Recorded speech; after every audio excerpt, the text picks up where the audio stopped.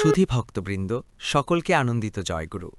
আজ আমরা শুনব শ্রী শ্রী ঠাকুরের বাল্যলীলায় এক সন্ন্যাসী এসে ঠাকুরকে ভজনা করার ঘটনা।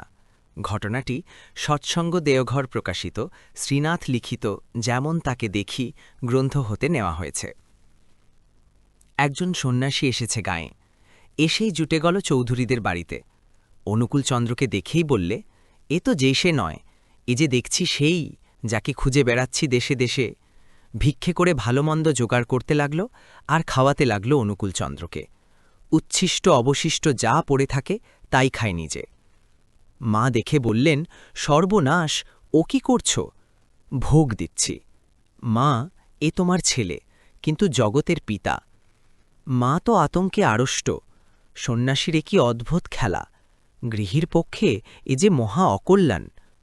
সন্ন্যাসী মানা মানে না, খাওয়ায়, ভক্তি গদগদ হয়ে খাওয়ায়। অনুকূলচন্দ্র খায় আর হাসে। অনেক দিন ধরে এমনি করে সেবা করল সন্ন্যাসী।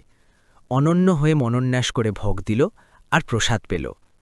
যার যেমন ভাব তার তেমন ভজনা, যার যেমন আপ্তি সাধনা তার তেমনি প্রাপ্তি। ভক্তের কাছে তিনি ভগবান, সঙ্গীর কাছে প্রিয় সঙ্গ, কিন্তু সকলের কাছেই তিনি স্নেহার্ণব, প্রেম প্রীতির শুদ্ধ নিকেতন। যাদের সঙ্গে মিশবে তাদের ভালোবাসবে, খাওয়াবে। তার প্রসাদ পেলেই আমরা তৃপ্ত হব।